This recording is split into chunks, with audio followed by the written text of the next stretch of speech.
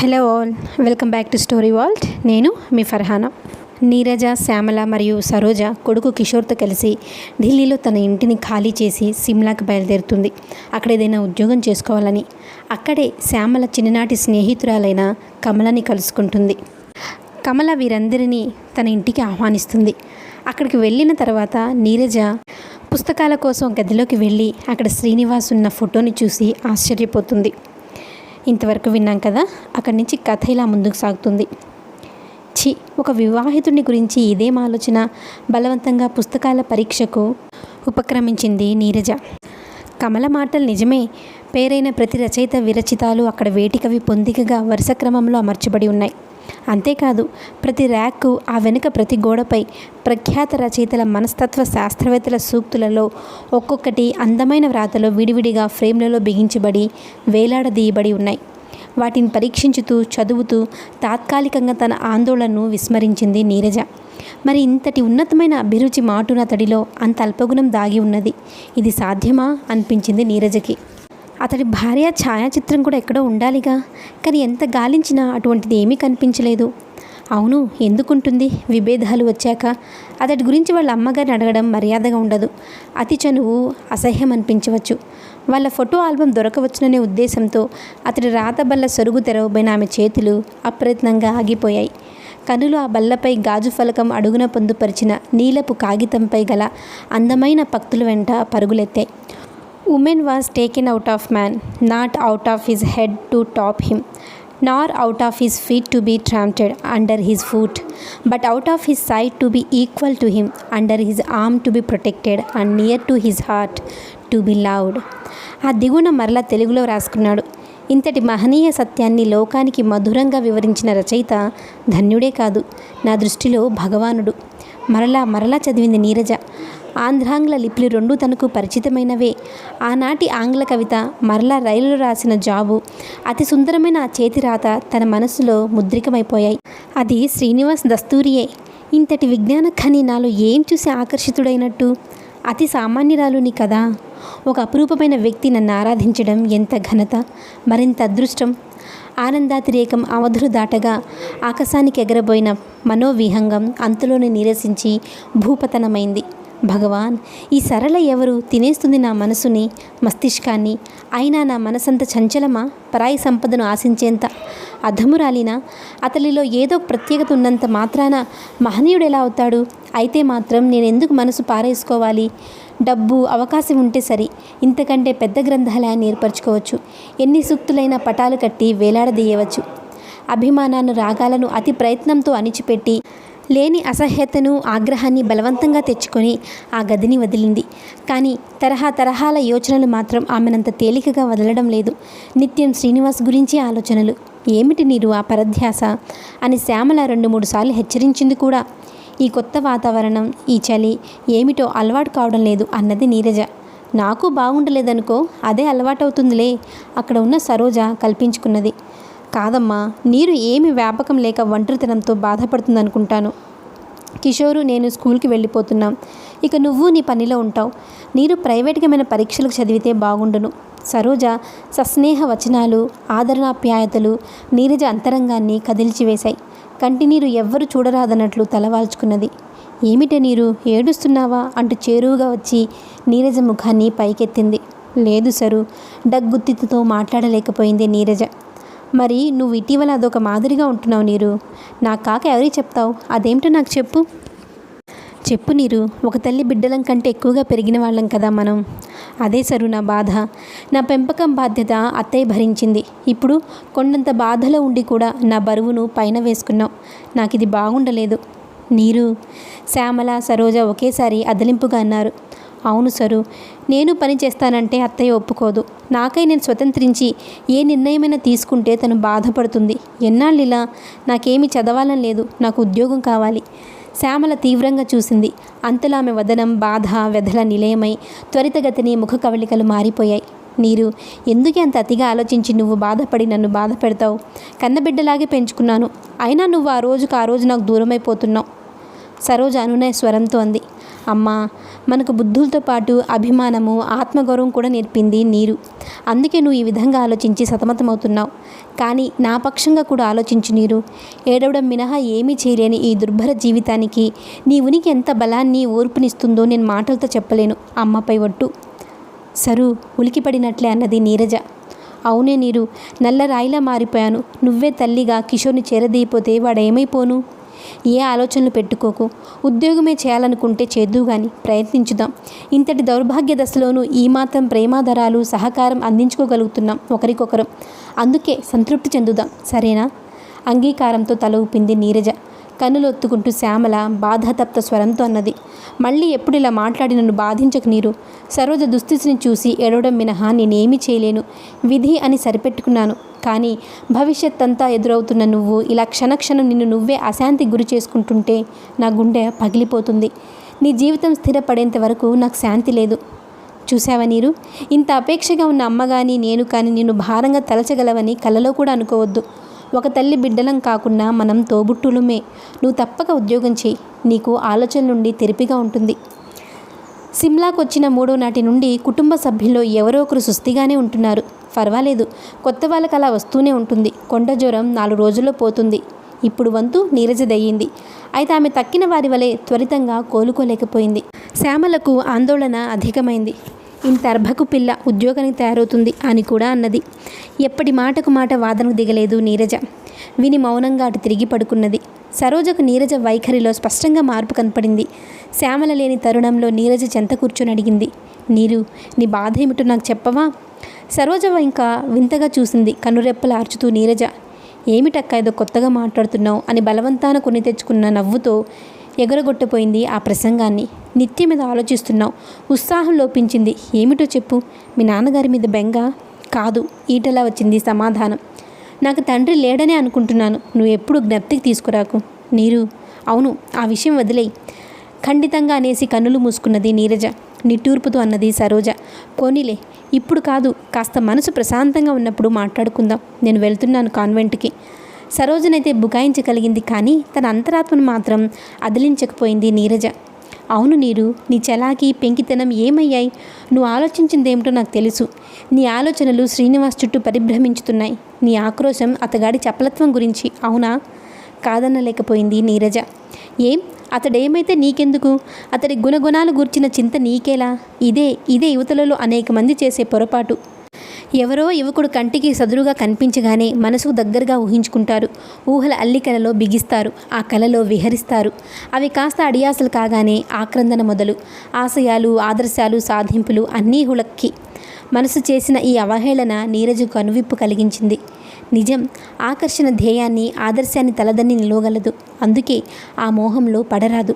స్థిర నిర్ణయమైతే చేసుకున్నది, కానీ మనసు పూర్తిగా స్వచ్ఛతను పొందలేకపోయింది. అల్లిబిల్లి ఆలోచనలు రేగుతూనే ఉంటాయి. అవి గతాన్ని స్పృశిస్తూనే ఉంటాయి. ఇది శ్రీనివాస్ స్థానబలిమిగల ప్రదేశం. ఇక్కడ ఎలా ఉంటుంది? ఇవే ఆమెను కృంగదీసే యోచనలు. అంతలో భయపడిన క్షణాలు రానే వచ్చాయి. పరిసరాలతో కాస్త పరిచయం కలగడం వల్ల నీరజ మధ్యాహ్న సాయంత్ర సమయాల్లో ఒక్కతే తిరుగాడగలుగుతుంది. అలాగే ఈరోజు బయలుదేరి నడిచి చాలా దూరం వెళ్ళింది. తీరికగా పరిసరాలను దాటి జన సమ్మర్దంతో హడావుడిగా ఉండే రిడ్జ్ మాల్ రోడ్లు కూడలికి వచ్చింది. అక్కడ సగర్వంగా నిలిచి ఉన్న లాలా లజపతిరాయ్ విగ్రహాన్ని చూస్తుండగా ఢిల్లీలోని తీన్మూర్తి భవన్ సందర్శన, తదుపరి శ్రీనివాస్ హఠాత్తుగా కనిపించడం, అప్పటి సంభాషణ, సంఘటనలు ఒక్కొక్కటి గుర్తుకు రాసాగాయి. పక్కనే వచ్చి ఆగిన కారుని కూడా గమనించలేదామె. ఏమిటి, బాగా ఊరి చివరకొచ్చేశారు? ఈ మాటలు నీరజ పరధ్యాసతను హరించాయి. ఉలికిపాటుతో చూసి స్తంభించిపోయింది. కారు దిగుతున్న శ్రీనివాస్ని చూసి. కారులో డ్రైవర్కు, స్నేహితులకు ఏదో చెప్పి పంపించి వేశాడు. నమస్కారం అన్నది నీరజ యాంత్రికంగా. శ్రీనివాస్ సంభ్రమంగా చూశాడు. మీరు నాతో మాట్లాడతారో లేదోనని భయపడ్డాను సుమండి. మారు పలకక నేల చూపులు చూడసాగింది నీరజ. ఒక్కరు తిరుగుతున్నారేమిటి? వాళ్ళంతా ఒక్కతేను వచ్చాను. ఏమిటి, ఏమైనా కొనుక్కోవాలా? మార్కెట్కు బయలుదేరారు? లేదు, మీరు ఇప్పుడే వస్తున్నట్లున్నారు. ఇంటికి వెళ్ళారా? శ్రీనివాస్ వదనంలో చిరునవ్వు అంతరించింది. ఆకాశం వైపు, నీరజ వైపు మార్చి చూశాడు. ఆ చూపుల అర్థం తెలియని నీరజ నిర్లక్ష్యంగా ముఖం తిప్పుకున్నది. అదిగో మేఘాలు దట్టమవుతున్నాయి. నిమిషాలు మాత్రమే వ్యవధి వర్షించడానికి. మరి మీరు అలా మామూలు దుస్తులో తిరుగుతున్నారేమిటి? ఓ, నేను బయలుదేరేటప్పుడు బాగా ఎండ కూడా ఉన్నది. పర్వత ప్రదేశాలు ఇంతే, అప్పటికప్పుడు మేఘాలు కమ్ముకొచ్చి వాన వస్తుంది. ఎప్పుడూ ఉన్ని దుస్తులు అవసరం, నడవండి త్వరగా. అతడి మాట నిజమే అయినా అంతగా వెంటనే పాటించడం ఇష్టం లేని నీరజ నిర్లిప్తంగా అన్నది. కాస్త వానలో తడిస్తే పర్వాలేదు నాకు, మీరు వెళ్ళండి, నేను మార్కెట్కి వెళ్ళాలి. కొలది క్షణాలు తదేకంగా చూసిన శ్రీనివాస్ కన్నులలో అనేక భావాలు ద్యోతకమయ్యాయి. ఏదో అనాలనుకున్నా అది వ్యక్తం చేయలేకపోయాడు. సరే, నాకు పని ఉన్నది బజార్లో అని తాను ఆమెతో పాటు నడవసాగాడు. నీరజ ముభావంగా ఉండిపోయింది. ఆ మౌనమే అతడి ఉనికిని ఆమె ఇష్టపడటం లేనట్లుగా స్పష్టంగా చెప్తుంది. మీ ఆంటీ కజిన్ అంతా కులాసానండి? బాగానే ఉన్నారు, పరధ్యానంగా చెప్పేసి తిరిగి తన ఆలోచనలో నిమగ్నమైపోయింది నీరజ. నేను ఇక్కడ ఉన్న కారణం గురించి ప్రశ్నించడేం? అన్నీ తెలిసినట్లు అతి మామూలుగా ప్రవర్తిస్తున్నాడేమిటి? నేను ఎక్కడున్నా అక్కడే ప్రత్యక్షమవుతున్నాడేమిటి? ఆలోచనలకు అంతరాయం కలిగింది ఉధృతంగా వాన రావడంతో. ఫుల్ సూట్లో ఉన్న శ్రీనివాస్ త్వరగా తన కోటు తీసి నీరజ భుజాల మీద కప్పాడు. మొగమాటంగా భీతిలినట్టు చూసింది నీరజ. కానీ ఏం అనటానికి ఏమి వినటానికి కూడా ఆస్కారం లేదు. విపరీతంగా కురుస్తున్న వర్షం, గజగజలాడించే చలి, వర్షధారల నుండి దాచుకోవడానికి అన్నట్లు ముఖాలకు చేతులు అడ్డం పెట్టుకుంటూ రాస్తా మీద జనం అటు ఇటు పరుగులెడుతున్నారు. కాస్త నీడ కనిపించిన తావుకు చేరుతున్నారు. తడిసి కాళ్లకు బంధాలు పడుతున్న చీరతో నీరజ శ్రీనివాస్తో సమంగా వేగంగా నడవలేక సతమతమైపోతుంది. ఆమె కంటే కొంత ముందు నడుస్తున్న వాడల్లా వెనక్కి తిరిగి చూసి ఒక అంగలో నీరజ చెంతకు దూకి ఆమెను చేయి పెట్టి బలవంతంగా తన వైపు లాగడము, మరుక్షణంలో ఓ గుర్రం ఇంచుమించు ఆమెను రాసుకున్నట్లే అతివేగంతో దౌడు తీయడము జరిగిపోయింది. అతడలా తను అక్కడి నుంచి తప్పించి ఉండకపోతే ఏమి జరిగి ఉండేదో ఊహించిన నీరజ భయంతో బిగిసినట్లే అయిపోయింది. అసలే చలి గజగజలాడుతున్న ఆమెను ఈ ఆకస్మిక సంఘటన స్తంభీభూతురాల్ని చేసింది. కోటుని సరిచేసి తన హ్యాట్ ఆమె తలపై ఉంచడం కానీ, చేయి పట్టు నడిపించడం కానీ ఏమీ అభ్యంతరంగా అనిపించలేదు. మంత్రముగ్ధవలే మారిపోయింది. ఈ వర్షం ఎంత హఠాత్తుగా వస్తుందో అంత తొందరగానూ ఆగిపోతుంది. కొద్దిసేపు ఎక్కడైనా ఆగడానికి అభ్యంతరం లేదుగా. మీ ఇష్టం, అతి నెమ్మదిగా అన్నది. ఇక్కడ దారులన్నీ ఇలాగే ఎత్తు పల్లాలుగా ఉంటాయి. పర్వతాలు కదా, మన వైపులు ఉన్నట్లు సాఫీగా ఉండవు. నిదానంగా నడవండి. ఎటూ తడిశాం. చూసావా, ఒక్కతేను వెళ్ళగలవని డాంబికాలు పలికావు. ఇప్పుడేమయ్యేది నేను లేకుంటే నీ వెంట అని అతడు అంటాడేమోనని భయపడింది ఆమె. కానీ శ్రీనివాస్ అటువంటి అల్పపు మాటలేమీ అనలేదు. అదే అతడి ప్రత్యేకత. వ్యక్తిని చిన్నబుచ్చడం అతడి పద్ధతి కాదు. ఒక చిన్న ఇంటి దగ్గర నడిచి సిబు అని అతన్ని పిలిచి తలుపు తట్టగానే ఆ గృహస్థుడు తలుపు తెరిచాడు. హా బాబు సాబ్ అంటూ అతి ఆశ్చర్యంతో ఏమేమో మాట్లాడుతూ లోనికి ఆహ్వానించాడు అతను. శ్రీనివాస్ వారి భాషలోనే ఏదో చెప్పాడు. సిబు మహదానంద పడిపోతూ తారా అని పిలవగానే ఒక స్త్రీ వచ్చింది లోనుండి. వస్తూనే నీరజను చేయి పట్టుకుని సాదరంగా లోనికి తీసుకువెళ్ళింది. వారు అక్కడి వారే, కుటుంబీకులు అని తెలుస్తుంది. పెద్ద నిప్పుల పొయ్యి దగ్గర కూర్చొని చలి నుండి తమని తాము రక్షించుకుంటున్న చిన్న పిల్లలిద్దరూ అగంతకులను కొత్తగా చూడసాగారు. ఉన్ని కంబళ్ళు కప్పుకొని ఉన్నవాళ్ళు చిన్న ముద్దొచ్చే ఎలుగుబంటి పిల్లల్లాగా కనపడ్డారు నీరజకు. ఆ పిల్లలను అక్కడి నుండి లేవదీసి లోపల గదిలోనికి పంపివేసి నీరజకు, శ్రీనివాస్కు ఆ కుంపటి దగ్గర 2 బెంచీలు వేసింది తార. కూర్చోండి, చలి తగ్గుతుంది అన్నాడు శ్రీనివాస్ నీరజ దగ్గర కోటు టోపీ తీసుకొని హ్యాంగర్కు తగిలించుతూ. నిలువున గజగజ వణికిపోతూ పరిసరాలను పరీక్షిస్తున్న నీరజ కూర్చోలేదు. ఆమె సందిగ్ధ స్థితిని గ్రహించిన శ్రీనివాస్ తాను కూర్చుంటూ ఆమెను మళ్ళీ పిలిచాడు. అతనిక్కడ స్కూల్ టీచర్, మంచివాళ్ళు, రండి, పర్వాలేదు. నీరజ వచ్చి కూర్చొని చేతులు నిప్పుల వైపు చాచి వేడి చేసుకోసాగింది. తార తువ్వాళ్ళు తెచ్చిచ్చింది ఇద్దరికి. ఇద్దరు తలలు తుడుచుకునేలోగా వేడివేడి టీ తెచ్చింది తార. వద్దనలేదు నీరజ. ఆ టీ తీసుకోగానే ప్రాణం లేచి వచ్చినట్లయింది. తర్వాత తార పిల్లలను తీసుకొని బయటికి వెళ్ళిపోయింది. సిబు కూడా చేతులేదో పాత్ర తీసుకుని వెళ్ళిపోతూ శ్రీనివాస్తో ఏమేమో చెప్పాడు. శ్రీనివాస్ వద్దన్నట్లుగా వారించాడు. కానీ అతగాడు వినకుండా నిష్క్రమించాడు. నీరజ భయంగా చూసింది. వానకు తలదాచుకోవడానికి మనం వస్తే వాళ్ళు వర్షంలోకి పోయారేమిటి? శ్రీనివాస్ ఇబ్బందిగా నవ్వి వివరించాడు. వాళ్లను ఎవరో భోజనాలకు పిలిచారట. ఈ వీధిలోనే, ఇక్కడి ప్రజలే కదా, ఈ వాతావరణానికి అలవడి ఉంటారు. సిబు మనకు తినేందుకు మిఠాయి తెస్తాడట. నేను వద్దన్నా వినిపించుకోలేదు. విహురాలై చుట్టూ చూసింది నీరజ. ఇంట ఇంకెవ్వరూ లేరనేది స్పష్టంగా తెలుస్తుంది. ఇక్కడి వారు మనల్ని ఇష్టపడితే ప్రాణం పెడతారు. మనకి ఇబ్బందిగా ఉంటుందేమోనని వాళ్ళు ఆ వంకన వెళ్ళిపోయారనుకుంటాను. మేను జలధరించగా అదరిపాటు అతడినే చూస్తున్న నీరజ గుండెల్లో పరుగులుతున్న రైళ్ల వేగాన్ని అతడు అంచనా వేయగలిగాడు. తనలో తాను చిన్నగా నవ్వుకున్నాడు. ఆ భయం నుండి ఆమెను తప్పించాలంటే తాను బయటికి పోవాలి. మీరు కొంచెం రిలాక్స్ అవ్వండి, నేను ఎక్కడి నుండైనా ఇంటికి ఫోన్ చేస్తాను, తలుపులు వేసుకోండి అంటూ ద్వారం వైపు నడుస్తున్న శ్రీనివాస్కు ఒక్క పరుగున వచ్చి దారికి అడ్డు నిలిచింది నీరజ. మీరు వెళ్ళవద్దు. ఏం? విస్మయంగా అడిగాడు శ్రీనివాస్. ఈ కొత్త ప్రదేశంలో నేనొక్కతేను. పర్వాలేదు, 10 నిమిషాల్లో వచ్చేస్తాను తేలికగా అనేసి ముందుకు సాగబోయిన అతడిని ఖండితంగా వారించుతూ చెయ్యి గట్టిగా పట్టుకుంది నీరజ. నన్నొక్కతిని వదిలి మీరు వెళ్ళవద్దు, భయంగా ఉంది. నిలువున కంపించిపోతున్న నీరజను నివ్వెరపాటుతో మౌనంగా చూడసాగాడు శ్రీనివాస్. ఆమె చేయి తన చేతిని బిగించి పట్టుకున్నట్లు కూడా ఆమెకు తెలుసో లేదో తెలియదు. ఇంటి దగ్గర వాళ్ళ కబురు తెలిస్తే మంచిది, కంగారు పడకుండా ఉంటారని. మీ కారు డ్రైవర్ చెప్పి ఉంటాడుగా మీరు నా కోసమే కారు దిగారని. అవుననుకోండి, చాలు, ఇంకేం ఫోన్లు అవసరం లేదు. వర్షం తగ్గగానే వెళ్ళిపోదాం. ఏమిటి, ఎందుకంత భయపడుతున్నారు? భయం కాదా? మీ అమ్మగారు నాన్నగారు ఏమైనా అనుకుంటే? ఆడవాళ్ళం ఎన్ని ఆలోచించుకోవాలి ఈ మాయదారి సంఘంలో. ఆఖరి మాటలు అంటున్న ఆమె వదనం సిగ్గుతో వాలిపోయింది. ఛీ, ఎప్పుడు ఇటువంటి పరిస్థితులు దాపురుస్తున్నా ఏమిటి మనకు? ఆమె తనలో తాను అనుకున్న పైకి వినిపించింది స్పష్టంగా. ఆమె భయకంపనను, ఆ మాటల తీరును పరీక్షగా గమనించుతున్న శ్రీనివాస్ వదనంలో ఆహ్లాదకరమైన చిరుహాసం వెల్లివిరిసింది. సరే, చెయ్యను. నీకు అపప్రద తెచ్చే ఏ పని శ్రీనివాస్ చెయ్యడు. నీరు సరేనా? మార్ధవం ఉట్టిపడుతుంది అతడి కంఠస్వరంలో. ఆ మార్ధవానికి, సరళత స్వభావానికి ముగ్ధురాలైన నీరజకు అతడి ఏకవచన ప్రయోగం కోపం తెప్పించలేదు. ఇంకా తన చేతిని పట్టుకునున్న ఆమె చేతిని రెండవ చేతితో సుతారంగా విడిపించుకుంటుండగా ఆమె చూపులు అతడి వేలి ఉంగరంపై పడ్డాయి. కరుగుతున్న మనసు మరలా అన్ని జ్ఞప్తికి రాగా ఘనీభవించింది. అంతవరకు అతడి చేతిని పట్టి ఉంచిన తన హస్తాన్ని చివాల్న వెనక్కి తీసుకుంది. సారీ, ఒక రిక్వెస్ట్. చెప్పు, ఏమిటో? మన మధ్య చెప్పలేకపోతున్నట్లు ఆగిపోయింది. చెప్పు నీరు, ఏమిటి? ఒకసారి సత్యభామలా కనపడతావు, మరోసారి అమాయక ముగ్ధలాగా ఉంటావు. బలం ధైర్యం కూడగట్టున్నట్లుగా తల ఎత్తింది. మన మధ్య స్నేహం ఉండనియండి, కానీ కొన్ని హద్దులలో మాత్రమే. ఏకవచన ప్రయోగాలు, అతి చనువులు వద్దు. ఆనందంగా ఉన్న అతడి వదనం వాడిపోయింది. మరొక్క మాట, ఆ ఉంగరం పోయిందని చెప్పాను నేను ఇంట్లో. దయ ఉంచి మీరు దాన్ని మీ వేలి నుండి తీసివేయండి. ఆమె మాటలను వింటూ కర్తవ్యాన్ని విస్మరించిన మూఢునిలా చూస్తుండిపోయాడు శ్రీనివాస్ చాలాసేపు. వెదకి చూచిన అతడి వదనంలో కళ్ళ కనపడలేదు. తర్వాత నెమ్మదిగా ఉంగరం తీసి ఆమెకి ఇచ్చివేశాడు. అయితే నీరజ తీసుకోలేదు. వద్దు, ఉంచండి, కానీ వేలికి పెట్టుకోవద్దు. శ్రీనివాస్ ఉదాసీనంగా అన్నాడు. పెట్టుకోకపోతే ఎక్కడో పోతుంది. అయినా ఇంకా ఏదైనా పెద్ద వస్తువు ఇద్దురుగానిలేండి, నా కూలి పెరిగిందిగా. దెబ్బతిన్నట్లు చూసింది నీరజ. నేనంత అల్పంగా మాట్లాడలేదు. అవును, కానీ అల్పుడిని నేనే, అవునా? నేను అనలేదు. వేరే అనడం దేనికి? నేను మిమ్మల్ని మోసం చేస్తున్నానేమోననేగా మీ అనుమానం. నేను అవివాహితుణ్ణి ఎంత చెప్పినా నమ్మరేం? చురుకుగా చూసింది నీరజ. నమ్మకం కలిగేట్లు మీరు చెప్పడం లేదు గనుక. సరళ ఎవరు? సరిగా ఆ సమయంలో శిబు మిఠాయిల సంచితో ప్రవేశించాడు.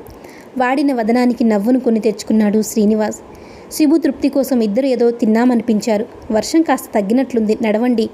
మౌనంగా లేచి అనుసరించింది నీరజ. శిబుకు కృతజ్ఞతలు తెలిపి సెలవు తీసుకున్నారు. వాన తగ్గింది, కానీ చలి గడగడలాడించుతుంది. శ్రీనివాస్ మరలా అందించిన కోటును నీరజ స్వీకరించలేదు. అతడే ఆమె భుజాల నిండుగా కోటును పరిచాడు. ఆమె తూలి పడబోయినప్పుడల్లా చేతిని ఆసరాగా అందించి పట్టుకున్నాడు. ఆ విపరీతమైన చలి వల్ల రిడ్జ్ రోడ్లో ఎప్పుడూ ఉండే జనసంచారం లేదు. ఏదో ఆలోచనలో కొట్టుకుపోతూ యాంత్రికంగా నడుస్తున్న నీరజను ఆపాడు శ్రీనివాస్. నీరు, నువ్వు వద్దన్నా నాకు నిన్ను అలాగే పిలుచుకోవాలని ఉన్నది. నీ అనుమానం నిరాధారమైనది. అయితే నీ ప్రశ్నకు సమాధానం ఇప్పట్లో చెప్పలేను. నువ్వు అడిగిన వ్యక్తి ఎవరో తెలిసిన నాడు పకపకా నవ్వుకుంటావు సుమా. ఆపండి, నన్ను పిచ్చిదాన్ని చేయాలని చూడకండి. లేదు నీరు, నిన్ను నా సగభాగం చేసుకోవాలని ఆశిస్తున్నాను. ఐ లవ్ యూ నీరు. స్టాప్ ఇట్ శ్రీనివాస్ ఆవేశంతో అరిచినట్లే అన్నది. ఇలా అసభ్యంగా మాట్లాడేందుకు మీకు సిగ్గుగానైనా లేదా? లేదు. నచ్చిన వారి ఎదుట మనసు పరవడం అసభ్యత కాదు. మన పరిచయమైన నాటి నుండి ఈనాడు ఈ క్షణం వరకు నిన్ను ఎంత పదిలంగా చూసుకుంటున్నానో, ఎంత ఆరాధనతో నిన్ను గమనించుతూ వస్తున్నానో, ఎంత కృత నిశ్చయంతో నిన్ను అడుగడుగునా అండగా నిలబడుతున్నానో ఒక్కసారి మననం చేసుకో. అతడెంత అనునయంగా మాట్లాడుతున్నాడో అంత నిర్లక్ష్యత వైఖరితో జవాబిచ్చింది. ఈ పదాడంబరం వద్దు. నాకు కావాల్సింది సూటి సమాధానం. సమాధానం లేకుంటే మోసమే కదా. కాదు, కఠినంగా పలికింది శ్రీనివాస్ కంఠం. నీవడిగిన ప్రశ్నలో ఇతరుల రహస్యాలు ముడిపడి ఉన్నాయి. ఇతరుల సొంత విషయాలు నేను చాటింపు వేయరాదు. సమయం వచ్చినప్పుడు నీవే గ్రహించుతావు. నీరజ వదనంలో మెల్లగా కోపం అంతరించి దైన్యం ప్రవేశించింది. 2 చేతులు జోడించుతూ అడిగింది. శ్రీనివాసరావు గారు, మీకు నేనేం అపకారం చేశానని ఇలా బాధిస్తున్నారు? బాధ? నివ్వెరపాటుతో నీరసంగా అడిగాడు శ్రీనివాస్. అవును, నా తండ్రికి నాపై కక్ష. ప్రతి స్త్రీకి తల్లి, తండ్రి, భర్త ముఖ్యులవుతారు, అనురాగాన్ని అందిస్తారు. నా ప్రారంధం కొలది తల్లి ప్రేమ కరువైంది. తండ్రి ప్రేమ మొదటే లేదు. గుణవంతుడైన భర్త ప్రేమనైనా ఈ జీవితంలో పొందగలగాలన్న ఆశతో ఉన్నాను. ఆ ఆశను కూడా మీ నయవంచనలతో సమాధి చేయకండి. మీకు మీ అభిమానానికి కోటి నమస్కారాలు. గిరుక్కున తిరిగి వడివడిగా పోబోతున్న నీరజను శ్రీనివాస్ బలమైన హస్తం ఆపింది. ఈ నా స్పర్శలో నీకు మోసందగా కనపడుతున్నాయా? రైలు ప్రయాణంలో నువ్వు భంగపడకుండా చేసిన ఈ చెయ్యి, ఇంతకుముందు నీకు రోడ్డు ప్రమాదం జరగకుండా పట్టిలాగిన ఈ చెయ్యి పాపాలు చేసేదిగా నీకు కనిపిస్తుందా? నీవు చీదరించుకున్నా నీ వెంట తిరిగే ఈ మనిషి నీకు మోసగాడుగా కనబడుతున్నాడా? అంతకంతకతడి చేయి నీరజను తనకు అతి సన్నిహితంగా తీసుకుంటుంది. అతడు ఆమె కన్నులలోనికి సూటిగా చూస్తూ మాట్లాడుతున్నాడు. శ్రీనివాస్ గారు, అదరించినట్టే అన్నది దూరంగా తొలగుతూ, భయపడకు. ఇన్ని విధాల నీ గౌరవాన్ని కాపాడిన ఈ చేయి నీకు అపఖ్యాతిని తెచ్చే పనులు చేయదు. నీ పాణిగ్రహణం చేసి తీరుతుంది. అంతవరకు నీవు కోరనిదే నీతో మాటైనా ఆడదు. నిశ్చింతగా ఉండు. కానీ ఒక్క మాట నీరజ, మంచితనము మంచి నడవడి అంతా మీ ఆడవాళ్ల సొమ్మెనని, మగాడు బేపర్వాగా తుమ్మెదలా తిరుగుతాడని అనుకోకు. అతడికి సంఘ నియమాలు, జనవాక్యము, జనాదరణ వగైరాలపై లక్ష్యం ఉంటుంది. నీతి బాహ్యంగా ప్రవర్తించడు. ఎవరో కొందరిని ఆధారంగా తీసుకొని సర్వప్రామాణికంగా ఆలోచించి నా మనస్సును ఎంతగా గాయపరిచావో, ఎంత అహంభావంగా ప్రవర్తించావో నీవే తెలుసుకుంటావు. అంతవరకు మనం మంచి స్నేహితులం మాత్రమే. మగవాడు దుష్టుడు, దుర్మార్గుడు అన్న నోటితోనే అతడు మహనీయుడని అంటావు. అంతవరకు వేచి ఉంటాను. మాటలు ముగించుతూనే ఆమె చేతిని వదిలిపెట్టాడు. కానీ నీరజ నిలిచిన చోటు నుండి కదలకపోగా అతడిని తిరస్కారంగా చూసింది. ఆమె చెక్కిళ్లపై కన్నీరు ఆగకుండా జాలువారుతుంది. ఆడవారంతా మీ మగజాతిని మీరనుకున్నట్లు దుమ్మెత్తిపోసే రకం కాదు. అసలు సత్యాలను, ఆదర్శాలను మగవారి ఆకర్షణా బలంలో విస్మరించి ఆహుతి అయిపోయే అమాయక శలభాలు ఆడవారిలో అధిక శాతం. అతి సామాన్యుడిని కూడా ఇంద్రుడు, చంద్రుడుగా ఊహించుకుని ఆరాధించి ఆవలంబన దొరికినది తడువుగా అల్లుకుపోయే తీగలు, లతలు వంటి నీరస నైజం కలది కనుకనే ఆడది ఎప్పటికీ తను ఉన్న స్థితిలోనే ఉంటుంది. పైగా ప్రకృతితో పాటు తాను తనకే అన్యాయం చేసుకుంటుంది. చలించినట్లు చూశాడు శ్రీనివాస్. నిజమే నీరజ, నీ మాటలన్నీ నిజమే, అంగీకరిస్తాను. అయితే స్త్రీలంతా అందరూ అటువంటి వారేనా? నీచుడైన మగవాడి కంటే దారుణాతి దారుణమైన స్వభావినులు మీ ఆడవారిలో లేరా? ఉన్నారు. కానీ నేనెలాంటి దాన్ని కాదు. ఒకరికి అపకారం చేయడం, ఒకరి వస్తువుని అపహరించడం, స్వార్థంతో ఇతరులకు బాధ కలిగించడం అనేవి చాలా అసహ్యమైనవి. అందుకే నేను నా వంటి స్వచ్ఛహృదయుడు దొరికితేనే వివాహం చేసుకుంటాను, లేదా ఇలాగే ఉండిపోతాను. దయవుంచి నా దారికి అడ్డం రాకండి. ఎప్పుడూ మీ దారికి నేను అడ్డు రాలేదు. మీరే నా దారికి వస్తున్నారు. నేనా? కాదనగలరా? అయితే అదంతా యాదృచ్ఛికమే కావచ్చు. కానీ ఆయా సమయాలలో నేను చేయగల సాయం మాత్రం నిష్కల్మషంగా చేశాను. ఆ సందర్భాలలో మీ అందరికంటే మీ అణుకువ, అమాయకత, ఆత్మాభిమానం నన్ను స్పందింపచేశాయి. లత వంటి నైజము, స్వభావము మీ ఆడవారికే కాదు, పురుషులకు కూడా ఉంటుంది నీరజ. అందుకే ఈ పురుషుడు నీ నుండి ఇన్ని తిరస్కారాలను, నిందలను స్వీకరించి కూడా తన పౌరుషాన్ని విస్మరించి ఇంకా నీతో మాట్లాడుతున్నాడు. చాలు, నన్ను ఇంకా పిచ్చిదాన్ని చేసి ప్రలోభాలు చేయకండి. అందమైన మాటలతో ఆకట్టుకోవాలనే ప్రయత్నం చేయకండి. మిమ్మల్ని నిందించాల్సిన అవసరం లేదు, పొగరు లేదు నాలో. నేను ఆమె దుఃఖపు స్థాయి అధికం కావటంతో మాటలు ఆగిపోయాయి. ఎందుకా ఏడుపు? నేనేమన్నానని అంత కాని మాట? ఎందుకా? నేను రాయిని రష్టను కానందుకు, మనసు రాగము ఉన్న ఒక మామూలు ఆడదానై మనసు పారవేసుకున్నందుకు అంటూనే మరింత శోకించుతూ అతడి సమక్షం నుండి పరుగున నిష్క్రమించింది. అతడిచ్చిన కోటుని అతడి మీదకే విసిరేసింది. రాళ్లల్లో ఒక రాయిలా, పర్వతాలలో ఒక పర్వతంగా అచలుడై నిలిచిపోయిన శ్రీనివాస్ నింపాదిగా తేరుకున్నాడు. ఆ విస్మయ వివసత నుండి నీరజ మాటలను మరొక్కసారి మననం చేసుకున్నాడు. రాగము, అనురాగం ఉన్న మామూలు ఆడదై మనస్సు పారవేసుకొందుతాను అంటే ఆమె నన్ను ప్రేమిస్తుందా? హద్దులెరుగని ఆనందశాలతో నాట్యం చేయబోయాడు. కానీ అప్పటికే కనుచూపు మేర దాటిపోయిన నీరజను గురించి భయంగా పరుగు ప్రారంభించాడు. నీరజ! కొండలో ప్రతిధ్వనించింది అతడి పిలుపు. నీరజ! నీరు ఒక్కదివి వెళ్ళకు, నా మాట విను.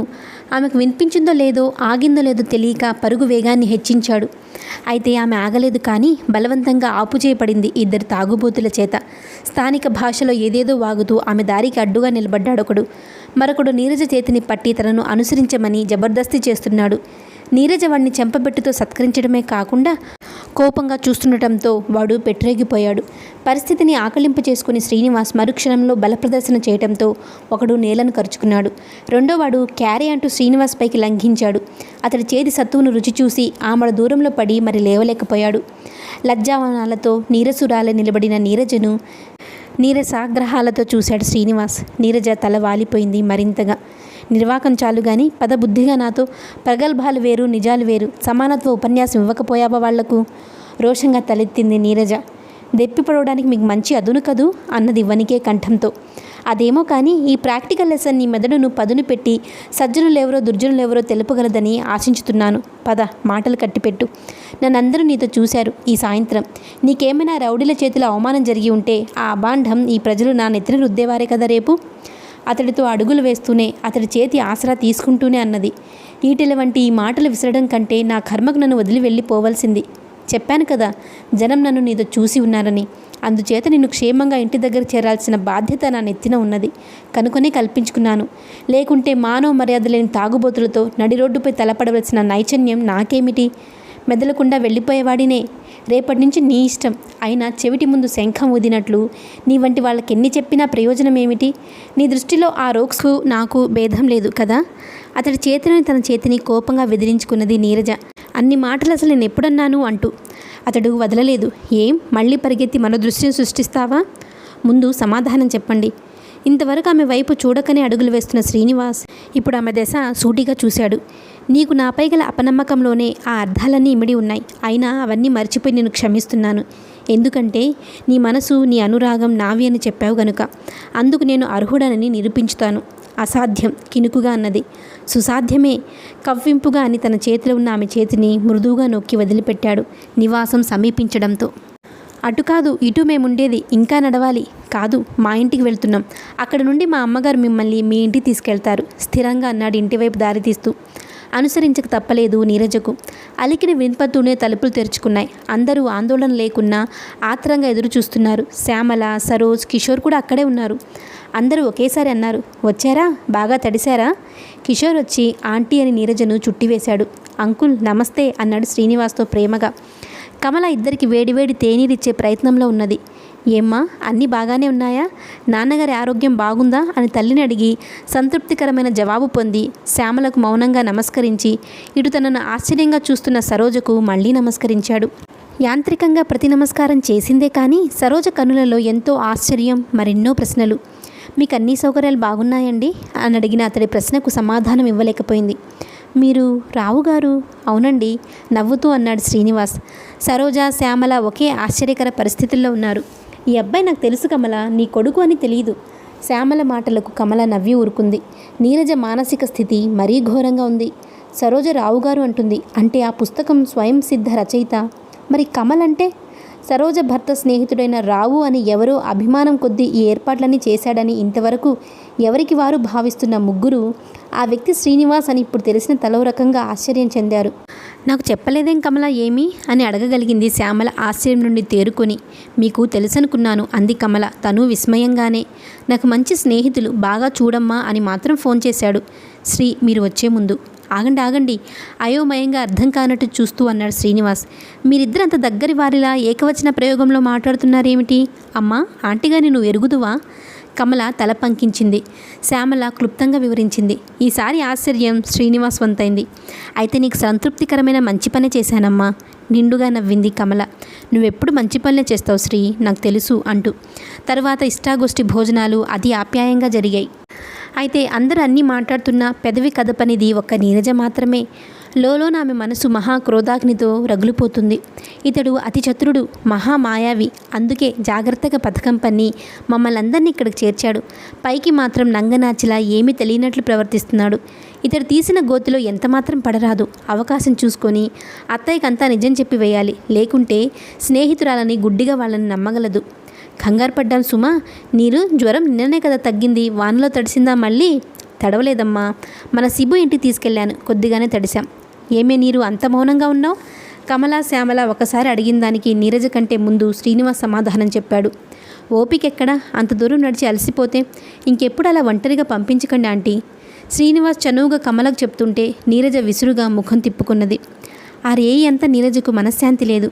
అంతా నిద్రలో కొరిగాక లేచి అతడిచ్చిన పుస్తకాలు తీసింది. అర్ధరాత్రి వేళ వరకు వాటిని అటు ఇటు తిరిగేస్తూ గడిపింది. నుదుట తిలకం దిద్దుకోమని ఆనాడు అతడిచ్చిన పెన్ను ఆ పెట్టెలోనే ఉన్నది. దానిని అనాస్తకంగా పరీక్ష చేస్తుంటే మనసు ఎన్నో మధురోహాలతో మత్తులితుంది. ప్రతిరోజు ఒకసారైనా వాటిని తీసి చూడటం, ఆ రైలు సంఘటనను అపురూపంగా తలపోయడం జరుగుతూనే ఉన్నది. అతడిపై ఎంత కినుకు ఉన్నప్పటికీ ఆ సన్నివేశం మాత్రం తీయని ముద్రను వదిలింది మనోపీఠంపై. అందుకే అతడి పెన్ను, పుస్తకాలు ఎన్నిసార్లు పారవేయాలనుకున్నా అలా చేయలేకపోగా మరింత పదిలంగా తీయని జ్ఞాపకంగా పదిలపరుచుకున్నది. అతడిచ్చిన నవలలు అన్నీ చక్కటి కుటుంబ గాథలతో, ఆహ్లాదకరమైన ప్రేమ కథలతో మంచి శైలిలో రచించబడ్డాయి. అతడి ప్రవర్తన వలనే మనోరంజకంగా, గౌరవ హుందాలతో ఉన్నాయి. కానీ మనస్సును చికాకు పరచేట్లు జుగుప్సాకరంగానూ లేవు. వ్యక్తి మనస్సును, స్వభావాన్ని అతడి అభిరుచుల్ని బట్టి నిర్ణయింపవచ్చు అనే సిద్ధాంతం నిజమే అయితే, శ్రీనివాస్ స్వభావము, మనోహృదయాలు అతి స్వచ్ఛమైనవి, ఉత్తమమైనవి అనేది నిస్సంశయం. మరి ఈ అపశృతులు ఎక్కడి నుండి పలుకుతున్నాయి? ఏమిటతడు చెప్పలేని విషయం? నీరజ అల్లిబిల్లి ఆలోచనలతోనే తెల్లవారింది. ఇంట ఇంకా ఎవరూ లేచిన అలికిడి లేదు. కిటికీ తెరవగానే అతి శీతల వాయువు ముఖాన్ని స్పృశించింది. ప్రాతకాల ప్రకృతి అందాలు పరవశపూరితంగా కనపడుతున్నాయి. మంచు కొండల అందాలు మధుర మనోజ్ఞమై ఎంత చూసినా తనివి తీరుకున్నది. ఆపాద మస్తకం ఉన్ని దుస్తులు, టోపీలు ధరించి జనం తిరగడం మొదలైంది. ఇక్కడి శ్రామిక జనం బరువులు మోసే తీరు ప్రత్యేకంగా ఉంటుంది. ఎంత బరువునైనా వీపులకు బలమైన తాళ్లతో కట్టుకొని బాగా వంగి నడుస్తారు. ఏమాత్రం సమతలంగా లేని ఆ దారులలో ఆ బరువులతోనే అవలీలగా నడుస్తారు. స్త్రీలు కూడా అన్ని పనులు చేసుకుంటారు శ్రమపడి. ఇంకా మంచుతెరలో విడవక అంతా మసకగా పొగ కమ్మినట్టు ఉన్నది. కనుచూపు మేరలో ఉన్నవారు కూడా స్పష్టంగా తెలియడం లేదు. వాతావరణం ఎటువంటిదైనా మానవుని జీవన తాపత్రయపు తీరులో మాత్రం మార్పు లేదు. గొర్రెలను తోలుకుపోతున్నవారు, కూరలు గుడ్లు అమ్మేవారు, స్థానికులు, యాత్రికులు, విదేశీయులు అందరితోనూ చూస్తుండగానే హడావుడి అధికమవుతుంది. పర్వత పాదాలపై చిన్న చదును నేలపై జరుగుతున్న వ్యవసాయ ప్రదేశాలకు పోనీలపై వెళుతున్నారు కొందరు. ఆ కొండ ప్రాంతంలో ఒక వ్యక్తి, ఇటు కొండ పాదం వద్ద ఇద్దరు మనుషులు, అటు లోయవారిన ఒక స్త్రీ, ఒక యువకుడు చెదురు ముదురుగా కనపడుతున్నారు. ఒక యువతి చెట్టు కొమ్మలపై చెక్కి అనేక రూపాలలో బొమ్మలను చెక్కుతుంది. అద్దాలు కుట్టిన ఆమె దుస్తులను, తలపై టోపీని ముగ్ధురాలై మైమరిచి చూస్తున్న నీరజ అతి వేగంగా వస్తున్న గుర్రాన్ని చూసి ఒక్కసారిగా బాహ్యస్మృతిని పొందినదై అదిరిపడి నిటారుగా నిలబడింది. కనులు మరలా ముడుచుకొని చూసింది. ఆ స్వారీ చేస్తున్న యువకుడు పరిచితుడిలా ఉన్నాడు. అవును, అతడు శ్రీనివాస్. ఆ యువతి వద్ద ఆపాడు అశ్వాన్ని. మంచుతెరల మూలంగా స్పష్టత లేకున్నా అనుమానం లేదు. ఆ యువతి అతడికి సలాం చేసి వినయంగా మాట్లాడుతుంది. చేతిలో బొమ్మను చూపి ఏమేమో చెబుతుంది. మరలా స్వారీకి ఉపక్రమించబోతూ అతడు ఇటు చూశాడు. నీరజ చలించినట్లుగా కిటికీకి దగ్గరగా నడిచింది, తాను అతడి వైపే చూస్తూ. కళ్ళద్దాలు తీసి మరీ పరీక్షగా చూశాడు శ్రీనివాస్. నీరజ భంగిమలో మార్పే లేదు. కిటికీకి అతుక్కుపోయినట్లే నిలబడి స్వారీ దుస్తుల్లో అతి టీవీగా కనపడుతున్న అతడిపైన చూపులు నిమగ్నం చేసింది. అంతవరకు అశ్వం మీదనే ఉన్న శ్రీనివాస్ క్రింద దిగాడు. తలపై హ్యాట్ తీశాడు. గాలిలోనికి లేచింది చేయి ఏదో సందేశం ఇయ్యబోతున్నట్లు. అంతలో ఏదో గుర్తు వచ్చినట్లే చేయి కిందకి వాలిపోయింది. అంత పూర్వం ఉన్న ఉత్సాహం, చురుకు అంతరించినట్లుగా చూపులు మరల్చి తలవాల్చి మెల్లగా గుర్రాన్ని నడిపించుతూ తాను నడిచి కనుమరుగయ్యాడు. నీరజ కన్నుల నుండి కన్నీరు జాలువారింది. ఆమెకు తెలియకుండానే. బుద్ధి అతన్ని ద్వేషిస్తుంది, కానీ హృదయం అతన్ని స్వంతం కావించుకోవాలని కోరుతుంది. అయితే మనసు అది తప్పని ఘోరమని ఘోషిస్తుంది. భగవాన్, ఈ సంఘర్షణను నేను భరించలేను. పోవాలి, ఎక్కడికైనా నిర్మలంగా ఉండే చోటికి పోవాలి. కానీ అదెలా సాధ్యం? పుస్తకాలతో గడపలేను. తిరిగి చూడటానికి దగ్గరలో ఏ ప్రదేశమూ లేదు. అన్నీ ఎవరో ఒకరి సాయంతోనే తిరగాలి. ఆ ఎవరో ఇంకెవరూ కాదు, శ్రీనివాస్. ఒక చైతన్య స్రవంతిలా ఉంటాడతను. ఎన్నో మాట్లాడతాడు. ఏ ప్రదేశాలు చూడాలో త్వరగా నిర్ణయించేవాడు. ఏ ప్రదేశాలు ఏ రోజున చూడవలనో కూడా పట్టిక తయారు చేసేవాడు. శ్రీనివాస్ రాకతో ప్రతి ఒక్కరి జీవితంలో చైతన్యం కలిగినట్లయింది. అతడెప్పుడు వాతావరణాన్ని మౌనంగా, నిస్తబ్దుగా ఉండనివ్వడు. ఆహ్లాదకరంగా మాట్లాడడం, ఆనందంగా తిరగడం అతడి ప్రత్యేకతలు. ప్రతిరోజు 2 కుటుంబాల వారు కలిసి ఏదో ఒక ముఖ్య ప్రదేశానికి వెళ్ళి చూడడం జరుగుతుంది. ఆ కార్యక్రమాన్ని రూపొందించడంతో పాటు ఆయా ప్రదేశాలను చేరడానికి వాహన సౌకర్యం ఏర్పరచడం, ఆ స్థలం యొక్క ప్రసిద్ధిని, ప్రత్యేకతను వివరించడం, అలసటను విస్మరించి ఆహ్లాదంగా గడిపి తిరిగి తమ నివాసాలకు చేరడం వరకు అంతా బాధ్యతను శ్రీనివాస్ తన భుజస్కంధంపైకెత్తుకున్నాడు. అందరితో తప్పనిసరిగా తిరుగుతున్నప్పటికీ నిత్య చింతామగ్నమై కనపడుతున్న నీరజను ఒకనాడు శ్యామల అడిగింది, ఎందుకంత మౌనంగా ఉంటున్నావు నీరు అని. ఏమీ లేదు. ఆ శ్రీనివాస్ నీకు సాయం చేశాడు, బాగా తెలిసినవాడు. మరి అపరిచితుల్లాగా అసలు మాట్లాడుకోవటం లేదేమిటి మీరిద్దరూ? నీరజలో బహుముఖ భావోద్రిక్తత చెలరేగింది. ప్రయత్నపూర్వకంగా నవ్వుముఖంతో జవాబు చెప్పినప్పటికీ ఆ వదనమందలి ఉద్విగ్నతను, స్వరమందలి అస్వాభావికతను శ్యామల పసిగట్టింది. ఆమె తన అనునయాన్ని గురించి కుమార్తె సరోజతో చర్చించింది. ఇక దాపరికం అనర్ధహేతువని భావించిన సరోజ శ్యామలకు యథార్థాన్ని చెప్పివేసింది. శ్యామల నిర్వీర్ణురాలైంది. శ్రీనివాస్ వివాహితుడా? కాలేదని, త్వరగా వివాహం చేయాలని ఉన్నదని కమల నాతో చాలాసార్లు అన్నది. మరి ఏమో, అతడు తాను అవివాహితుడనే అంటాడు, కానీ యథార్థం చెప్పడట. నీరు చాలా బాధపడుతుంది, శ్యామల సాలోచనగా అన్నది. యథార్థమేమిటో ఇవాళ కాకుంటే మరో నెలకైనా తెలిసి తీరుతుంది, కానీ దానిని అనవసరంగా బెంగతో దిగుళ్ళ వద్దని చెప్పు. అతడే కానీ ఎవరా లేరా ఈ ప్రపంచంలో వరుడు? సరోజ తల్లిని విస్మయంగా చూస్తూ పేలవంగా నవ్వింది. అంత తేలిక కాదు కదమ్మా అల్లుకున్న మనస్సును తెగలాగడం. అందుకని శ్యామల గళంలోని తీక్షణత సరోజను కలవరపరిచింది. సరే అలాగే చెప్తాలే, కానీ నువ్వు ఈ విషయాలు నీరుతో మాట్లాడకమ్మా. నీ దగ్గర అది సిగ్గుపడి మరింత బాధపడగలదు. చాలా వరకు మౌనంగా ఉన్న శ్యామల నిట్టూర్చుతూ తనలో తాను అనుకున్నట్లుగా పైకే అన్నది. వంశం గోత్రం అనేవి గౌరవం పొందటానికి కారణం ఇటువంటి వాళ్ళ ప్రవర్తనలేనేమో. అమ్మా, శ్యామల మాటలకు అంతకంటే మాట్లాడలేని అసమర్థతతో చూస్తుండిపోయింది సరోజ. అవును, కళంకితుల పిల్లలు అలాగే ప్రవర్తిస్తారు, మంచి చెడులను విస్మరించి. అమ్మా, నీకు పుణ్యం ఉంటుంది. ఒక మామూలు స్త్రీలాగా నువ్వు మాట్లాడకు. కమల ఆంటీ పునర్వివాహిత అనే కదా నువ్వు ఆమెను కళంకితురాలంటున్నావు. ఆమె మన పాలిట దేవత అని అప్పుడే మరచావా? ఆమె ఏ పరిస్థితిలో ఆ మార్గం తొక్కిందో తెలిసి నువ్వు అలా అలగడం నీ స్వభావానికి తగలేదు. నీరజ అంత సంభాషణను ఆ మూలాగ్రంగా వింటున్నదని వారికి తెలియదు. ఏమి ఎరగని దాని వలె ఎదుటికొచ్చింది. అత్తయ్య, నన్నేనా నువ్వనేది? నిశ్చేష్టురాలైన శ్యామల తనను సంభాళించుకుంటూ అన్నది ఏమి ఎరుగుందాని వలె. ఏమన్నానే నిన్ను నేను? మా నాన్నకు సకల దురలవాట్లు ఉన్నాయి కనుక ఆయన కూతురు నేను నన్ను తిడుతున్నావు కదూ? లేదు, అసలు నీ ప్రసక్తే లేదు. ఇంకెవరి గురించో అంటున్నాను. ఆ తడబాటే చాటుతుంది ఆమె ఏదో అని ఉన్నదని. అయితే శ్యామల లోపల గ్రహించకపోలేదు మేనకోడలు తన మాటలు తనకే తిప్పికొట్టినదని. నీ రక్తమైన రామానందము కలంకితుడే అత్త, ఆ కలంకితుడిని బిడ్డనే నేను అని ఆమె వ్యంగ్యంగా అంటుంటే శ్యామలకు కోపం వచ్చినా అది ప్రదర్శించలేకపోయింది. ఏమిటో అతగాడు నీ జీవితంతో ఆడుకోవాలనుకుంటున్నాడంటే ఆవేశపడ్డాను. ఆ ఆగ్రహంలో ఏదో అన్నాను అని చెప్పబోతున్న శ్యామలను సరోజ అడ్డుకుంది. అతడు అటువంటి వ్యక్తి కాదనిపిస్తుందమ్మా. త్వరపడి నిర్ణయాలు చేసి నిందలు వేయకండి. స్కూల్లో కూడా అందరికీ అతడంటే అమిత గౌరవం. ఎందరి సమస్యలను అతడు సమరసంగా తీర్చుతాడని, శక్తి మేరకు అందరికీ సాయం చేస్తాడని ప్రతీతి. అయితే మంచిదే అంటూ శ్యామల ఏదో పని మిషపై అక్కడి నుంచి వెళ్ళిపోయింది. శ్యామల శ్రీనివాస్ విషయంలో మాట్లాడిన అవహేళన వాక్యాలు నీరజను నిరంతరం వెంటాడసాగాయి. కులం, గోత్రం, వంశము, గౌరవం, నీటిపై జాడల వలె నిలకడ, నిర్దిష్టత, నిజాయితీ లేని విషయాలపై ఎందుకు ఈ సంఘానికింత పట్టింపు? అది సరే కానీ అత్త శ్రీనివాస్ గురించి చులకనగా మాట్లాడితే నీకెందుకంత వ్యధ? నిరంతరం బాధపడిపోతున్నావు. అంతరాత్మ ప్రశ్నకు నీరజ వద్ద సమాధానం లేదు. కాదు, ఉన్నది. అతడంటే తన గౌరవం కాదు, ఇష్టం. అవుననడానికి సాహసం లేదు. మరి అభిమానమా? అంత చిన్న పదం చాలదు. ఇక ఏమిటి? ప్రేమ? హృదయ స్పందన ఆగినట్లే అనుభూతి చెందింది కొన్ని క్షణాలు నీరజ. ఆలోచన నుండి పారిపోవడానికి పోయి ఒక పర్వత పాదం వద్ద కూర్చున్నది. ఈ మానసిక సంఘర్షణలో ఆమె చదవడానికి తెచ్చుకున్న పుస్తకాన్ని మరిచి ఎదుట ఆహ్లాదకరంగా కనబడుతున్న ప్రకృతి దృశ్యాలను పరవశంతో కాక పరధ్యాసగా చూస్తుంది. ఈరోజు వాన కానీ మంచు కానీ కురియలేదు. సూర్యకాంతి స్వచ్ఛంగా ఉండి ఆహ్లాదకరమైన ప్రకృతి సౌందర్య పరిశీలనకు అవరోధం లేకుండా చక్కటి అనువుగా ఉన్నది. అయితే నీరజ మానసిక స్థితి ఆ ప్రకృతి అందాలను ఆస్వాదించగల స్థితిలో కూడా లేదు. అంతరాత్మ అడుగుతున్న అనేక ప్రశ్నలకు ఆమె సమాధానాలను అన్వేషిస్తుంది. నదీ నదాలు, చరచరాలు అన్నీ నిజానికి మానవుని శాసిస్తున్నాయి. వాటి దయకు, అధికారానికి, ఆజ్ఞలకు లోబడి ఉంటున్నారు ఈ మానవులు.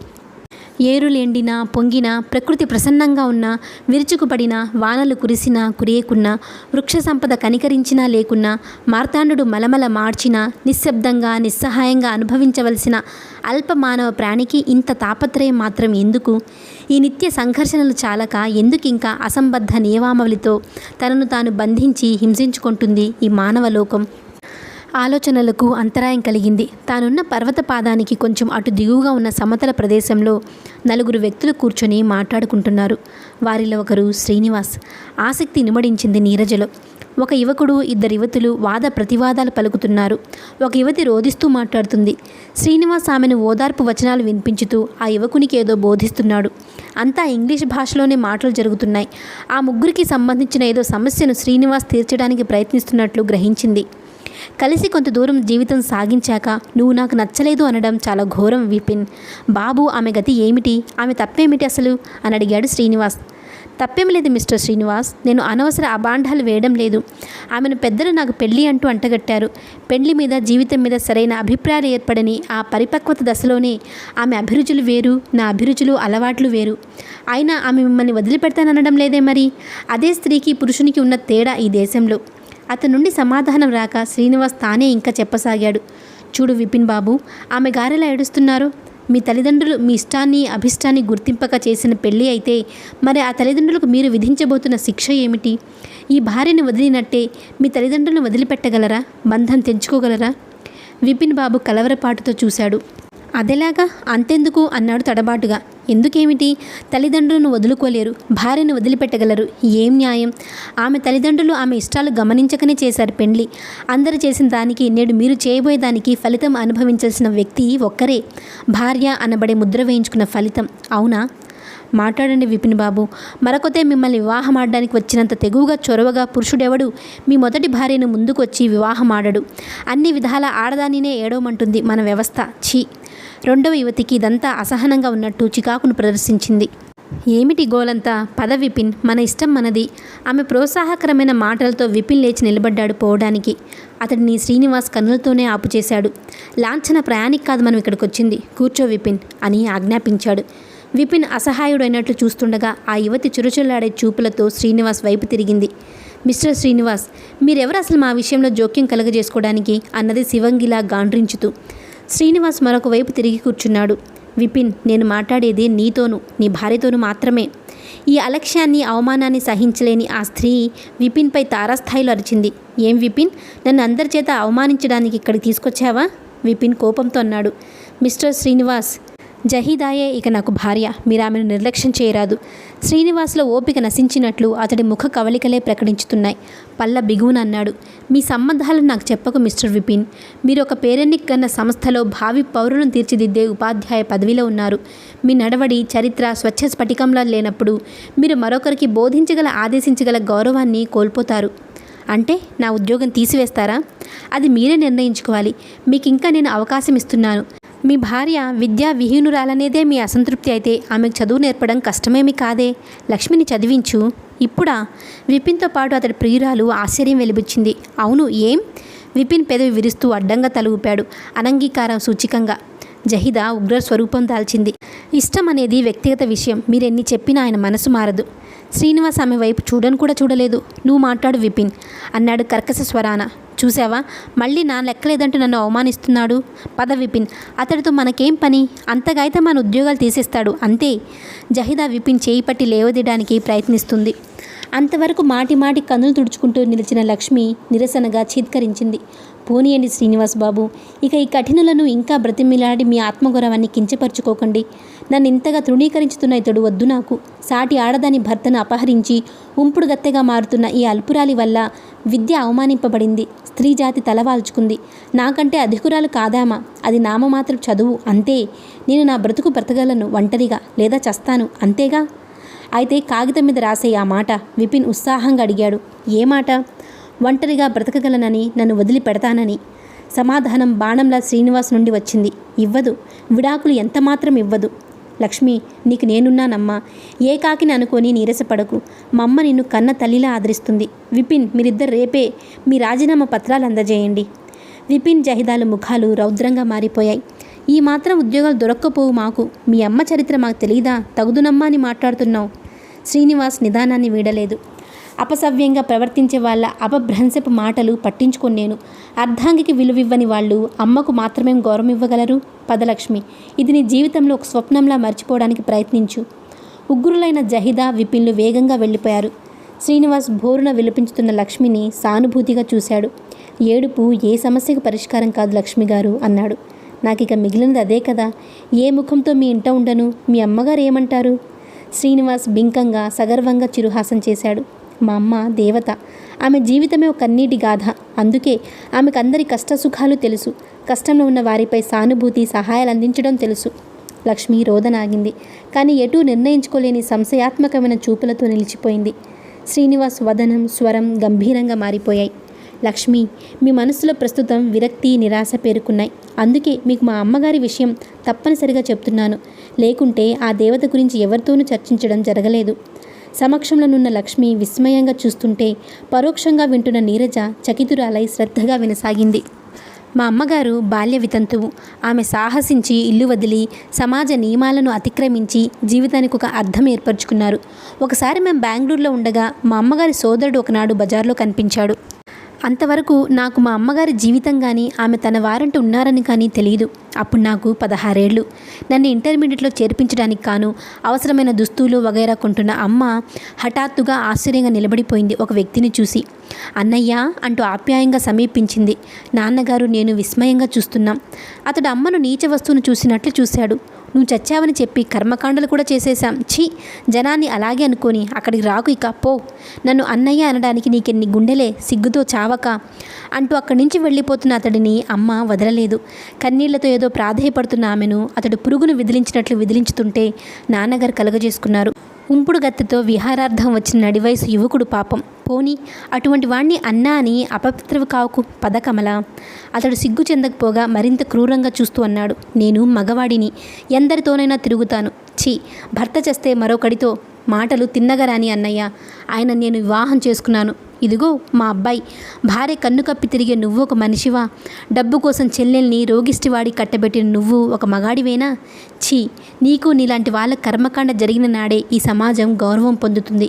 నాకు కాదు కర్మకాండలు, నువ్వు తల్లిదండ్రులు ఏర్పరచలేని సుఖము, కళ, భద్రత, గౌరవము అన్నీ నేను నాకై ఏర్పరచుకున్నాను. నన్ను నువ్వు నీ కుళ్ళు సమాజ సభ్యులు ఏమీ చేయలేరు. అతడు తిట్టుకుంటూ వెళ్ళిపోయాడు. ఆనాడు నాకు అమ్మ మానవాతీత దేవతగా కనపడింది. ఆమె నిజంగా దేవతే కూడా. ఆపదలో ఉన్న అనేక మంది స్త్రీలను ఆమె ఆదుకున్నారు.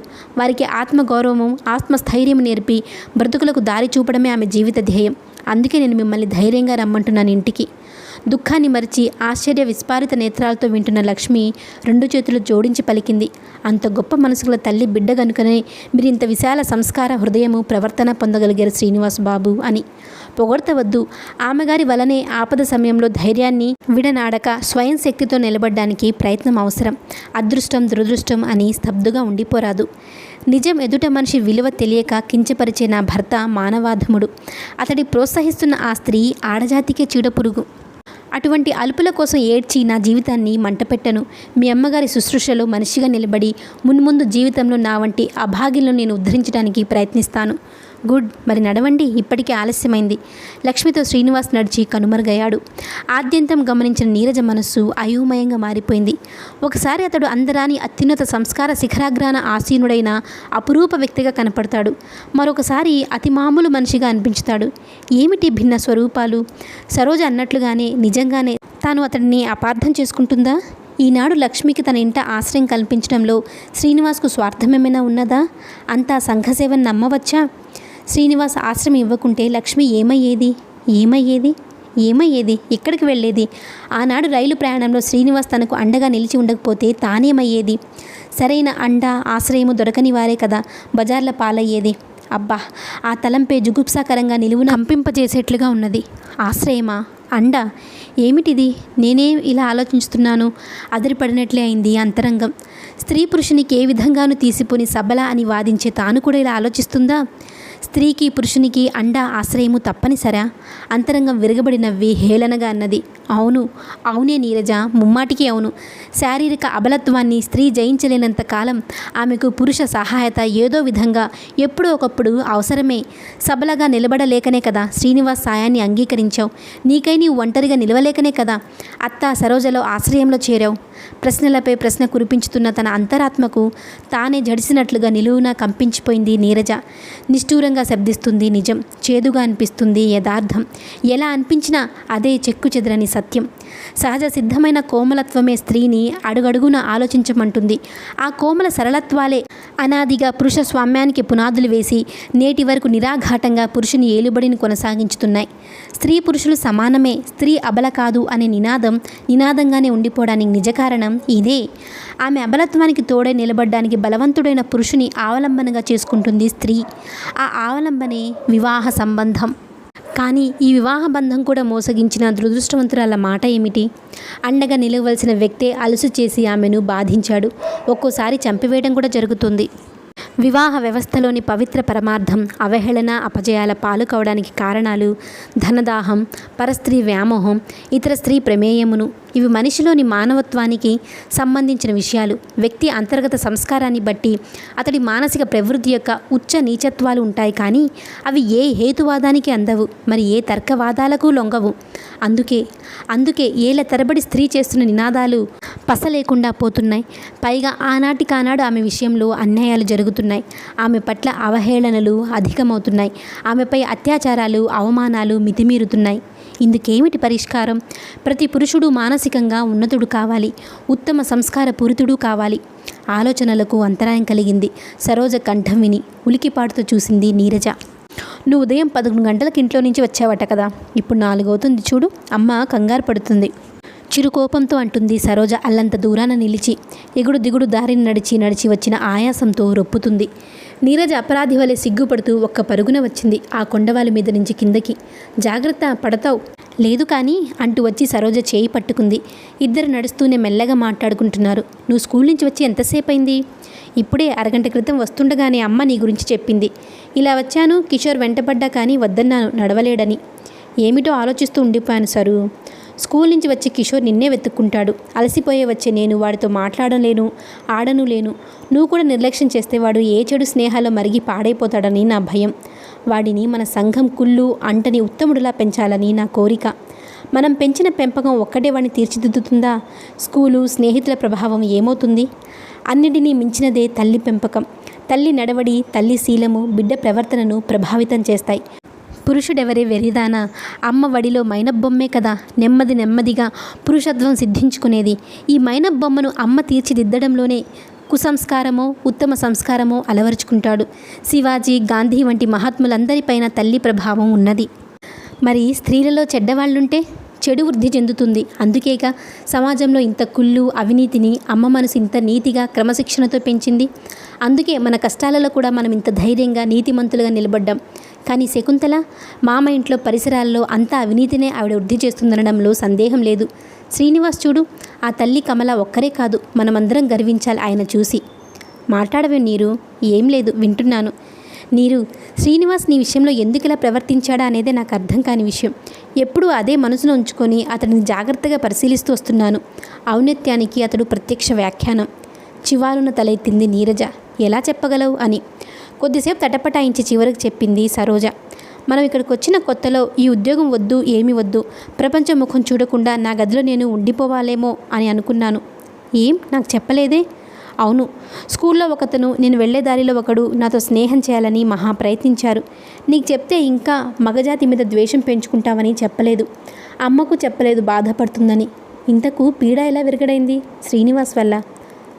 నువ్వు చెప్పావా? ఛా, ఎలా చెప్తానే, సొంత వాళ్ళకే చెప్పుకోలేని విషయాలే ఇవి. మరి ఎలా తెలిసింది అతడికి? అంత జాగ్రత్తగా అతడు మనల్ని కాచుకుంటున్నాడు. అప్పుడప్పుడు స్కూల్కి వచ్చినప్పుడు తెలుసుకున్నట్లున్నాడు. తానే స్వయంగా అడిగాడు ఒకనాడు నన్ను వాళ్ళ ఇంటి దగ్గర. నేను సంశయించితే ఏమన్నాడో తెలుసా? చెప్పు. భర్త పోయిన కష్టంలో అన్నదమ్ములు ఆదుకోవడం సహజం. భర్త స్నేహితుడు కూడా అన్నతో సమానం. మీరు నాకు అన్నీ నిస్సంశయంగా చెప్పాలి. మీరు బాధపడితే నా స్నేహితుడి ఆత్మ బాధపడుతుంది అని. ఆఖరి మాటలు అంటున్న సరోజ కన్నులు తుడుచుకున్నది. మనసు భారమై నీరజ కూడా మాట్లాడలేదు. ఇల్లు సమీపించే వరకు మరలా ఎవ్వరూ మాట్లాడలేదు. శ్యామల నీరజను మెత్తగా మందలించుతూ కాఫీ అందించింది. మధ్యాహ్నం నేను కమల ఇంటికి వెళ్ళాను. నువ్వు అక్కడా లేవు. ఎక్కడికి వెళ్ళావు? కమలాంటి ఇంటికి శ్రీనివాస్ ఒక అమ్మాయిని తీసుకొచ్చాడా? అవును, పాపం భర్త వదిలిపెట్టాడట. కమల ధైర్యం చెప్పి ఇంట్లో పెట్టుకున్నది. అంతకుముందే శ్రీనివాస్ ధైర్యం చెప్పి ఇంటికి తీసుకెళ్లాడు. లేకుంటే సిమ్లా లోయలలో ఒక స్త్రీ శవం దొరికిందని రేపు స్థానిక పత్రికలలో చదివి ఉండేవాళ్ళం. నిజమా? అవును. ఆమె భర్తకు ఉంపుడు గత్తెకు ముందు చాలా నచ్చజెప్పాడు. వాళ్ళు వినకపోయాక గడ్డి బాగా పెట్టి ఆవిడని తనతో ఇంటికి తీసుకెళ్లాడు. పాపం బాగా ఏడుస్తుంది. ఇక ఏడవక దాని బ్రతికేముందే పాపం. చురుగ్గా చూసింది నీరజ అత్తవైపు. ఆమె ఏడుపు సరే కానీ శ్రీనివాస్ కులగోత్రాలు లేని వాడన్నావు నువ్వొకనాడు. అవి ఉన్నవాళ్ళకి లేని బుద్ధి, మంచితనాలు తనకున్నాయని అతడు అడుగడుగున నిరూపించుకున్నాడనేది నీవు అంగీకరించాలి అని అనేసి తన గదిలోకి రివ్వున పోయిన నీరజను సరోజ, శ్యామల కూడా విస్మయంగా చూశారు. ఏమైంది దీనికి? ఒక పక్క అతడంటే మండిపడుతుంది, మరో పక్కన అతడిపై ఈగవాళ్ళనేం లేదు.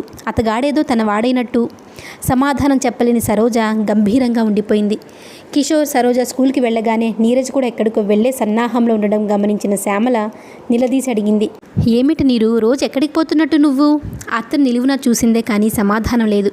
కొత్త స్నేహితులు ఎవరైనా దొరికారా? అవును. ఎవరు? నువ్వు కోప్పడుకుంటే చెప్తాను. ఎలాగైనా చెప్పవలసిందే. నేను రోజు స్కేటింగ్ రింగ్కి వెళ్తున్నాను.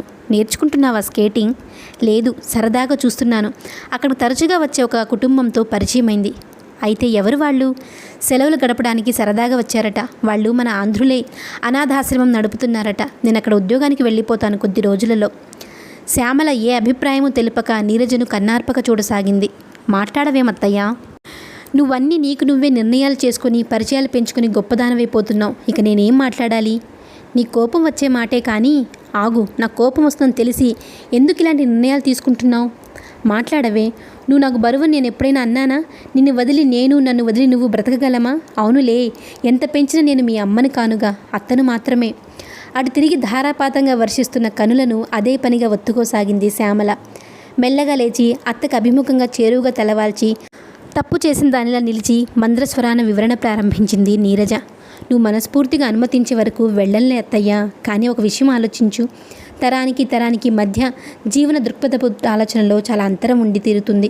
నేను నాకై నిలబడాలనుకోవడంలో ఆత్మగౌరవాన్ని నువ్వు అర్థం చేసుకోవాలి. మా నాన్న నుండి నీకు ఎటువంటి నింద నిష్ఠూరాలు ఉండరాదంటే నేను వేరే వెళ్ళిపోవటం అత్యవసరం. మీ నాన్న ఆ దుర్మార్గుడు రావడం కూడానా అంటున్న శ్యామల స్వరం కరుకుగా ధ్వనించింది. వాడికి నువ్వు అక్కర్లేని దానో కనుకనే నాకింత దగ్గరైపోయి నేను వదలక ఏడుస్తున్నాను. మరోసారి దుఃఖం ఎగదన్నుకొచ్చింది శ్యామలకు. అత్తయ్య, సరోజక్క ఢిల్లీలో ఉండేది కాదా మనకు దూరంగా? అది వేరు. బాధ్యత గల ఆప్తుడైన భర్తతో ఎక్కడున్నా చింత ఉండదు. నీ విషయం వేరు. స్థిరం లేని తిరుగుడు నీకు తగునా? అవివాహితవు, ఎవరో కొత్త వాళ్ళ నడుమ సవ్యంగా ఏ అవమానాలు ఎదుర్కోకుండా బ్రతకాలని అనుకుంటున్నావా? నీకే స్థిరం లేని జీవితంలో నువ్వు ఎవరు అనాథలకు చేయగల సేవేమిటో చెప్పు. స్థిరం లేని బ్రతుకు అంటే నీ ఉద్దేశం? స్థిరత్వం ఏ విధంగా వస్తుంది అత్తయ్య? పెళ్లితో ఆడదానికి పెళ్ళే ముఖ్యమే. అనంగీకారంగా తల తిప్పింది నీరజ. లేదత్తయ్య, వివాహం ఎవరి మట్టుకు వారి ఒక్క జీవితానికి స్థిరత్వం ఇవ్వవచ్చు. వికటించితే మరింత అస్థిరత్వానికి లోను చేయవచ్చు. ఉదాహరణకు సరోజక్క బ్రతుకు, ఇంకా విడాకులిచ్చుకునే జంటల బ్రతుకులు, భర్త చేతిలో అత్తమామల చేతిలో బలి అయిపోతున్న బ్రతుకులు, బ్రతకలేక ఆత్మహత్యకు పాల్పడే బ్రతుకులు. ఇది ఈనాటి వివాహ వ్యవస్థ స్త్రీకి అందించుతున్న ఫలం. దీనికి ఆపు. వినలేనట్లు రెండు చెవులు మూసుకున్నది శ్యామల. వినాలి, తప్పదత్తయ్య. నిర్దిష్టత లేని ఈ వ్యవస్థతో నేను లాటరీ ఆడదలుచుకోలేదు. ఈ ప్రపంచాన్ని చూసి నేను అర్థం చేసుకున్నది ఒక్కటే. ఆడదానికి వివాహం అన్ని విధాల నేడు అనర్ధహేతువు. చేయాలనుకున్న మంచి పనులు చేయనీయని ప్రతిబంధకం. అందుకే నేను వివాహం చేసుకోదలుచుకోలేదు. తల్లి, ఆపు చెయ్యి, అదిలించింది శ్యామల. అవన్నీ తర్వాత ఆలోచిస్తాను. నువ్వు మాత్రం నా అనుమతి లేనిదే ఎవరికి ఉద్యోగం గురించి మాట ఇవ్వకు. ఏది, నాకు మాట ఇయ్యి. నా మీద గౌరవం ఉంటే నా మాట వింటావు. ఏది, నాకు వాగ్దానం చేయి. తప్పనిసరిగా శ్యామల చేతిలో చేయి వేస్తూ అన్నది నీరజ. మాట ఇస్తున్నాను కానీ ఎంతో అభ్యుదయ భావాలు కల నా అత్త నా ఆశయాలకు అవరోధం కల్పింపదని నమ్ముతున్నాను. మాటలు నేర్చావు కానీ పద, ఒకసారి కమల దగ్గరకు వెళదాం. జంకినట్లే చూసింది నీరజ. పదవే. నడు, కానీ అక్కడ ఈ విషయమేమి నువ్వు మాట్లాడకూడదు మరి. సాధారణంగా ఆహ్వానించింది కమల శ్యామల నీరజను. ఏమ్మా నీరజ, నువ్వు రావడమే మానేశావిటు? నీరజ చిరుహాస్మే జవాబుగా విసురుతూ ఇల్లు నాలుగు వైపులా కలియజూసింది. ఆనాడు శ్రీనివాస్తో ఇంటికి వచ్చిన అమ్మాయి లక్ష్మి ఈ ఇంట్లో పనీపాటలు చేసుకుంటుందేమోనని సాధారణ అభిప్రాయంతో ఉన్న నీరజ అవాకుగా నిలిచిపోయింది. కమల భర్త లక్ష్మికి చదువు చెప్తున్నాడు. ఇంగ్లీష్ మాటలు ఒక్కొక్కటొక్కటే కూడబలుక్కుంటూ చదివి ఆయన చెప్పే అర్థాలు శ్రద్ధగా వ్రాసుకుంటుంది లక్ష్మి. ఇంకో గదిలోనికి దారితీసింది కమల. ఇక్కడ కూర్చుందాం రండి అంటూ. ఆమె నీరజ కనుల్లోని సందేహాన్ని గమనించినట్లే చెప్పింది. ఎక్కడెక్కడి నుంచో ఉద్యోగానికంటూ వచ్చారు. ఇక్కడ ఆ భర్త మరో స్త్రీ వ్యామోహంలో పడి ఈమెను వదిలిపెట్టాడు. చేరదీసే వారెవరూ లేరట. ఆమెకు ఏమైపోతుంది? అయితే నువ్వు పని ఇచ్చావా? శ్యామల యథాలాపంగా అడిగింది. పని ఏముందిలే శ్యాము, ఇది వరకట్లాగా జరిగిపోతుంది ఇల్లు. ఆ పిల్లని ఏదో పరీక్ష పాస్ చేయించి ఎక్కడైనా ఉద్యోగం ఇప్పిస్తే తన బ్రతుకుతుంది కదా. అంతవరకు ఏదో సాటి మనిషిగానే చేయగలిగినది చేస్తాను అంతే. అబ్బాయి కానీ ఆయనకు కానీ ఎవరికి తీరికైనప్పుడు వాళ్లే నేర్పుతున్నారు. శ్యామల అతి ఆశ్చర్యంతో చూడసాగింది. ఏమిటి శ్యాము అలా చూస్తావు? నువ్వు మా వంటి మామూలు వారికి అర్థమవని మహాలక్ష్మివే కమల. అనాథాశ్రమాలు అవి ఇవి అంటూ స్థాపించి పేరు కోసం పడే తహతహలను, విరాళాల కోసం పడే పాటలు, ఇవన్నీ నీకెంత దూరం? కమల ఆ పొగడ్తను లెక్క చేయనే లేదు. అన్నీ కాకపోయినా చాలా వరకు అటువంటి ఆశ్రమాలలో అమాయకులు ఎదుర్కోలేని నీ కష్టాలుంటాయని విన్నాను శ్యాము. అందుకే ఆమెను మరింత అభాగిని చేయడం ఇష్టం లేక చేతనైతే సాయం అందిస్తున్నాను. మౌనంగా వింటున్న నీరజ లోలోనే నీరాజనాలు అర్పించింది. ఇదివరలో ఇలా 10-12 మంది యువతులను అనర్థాలను రక్షించాం.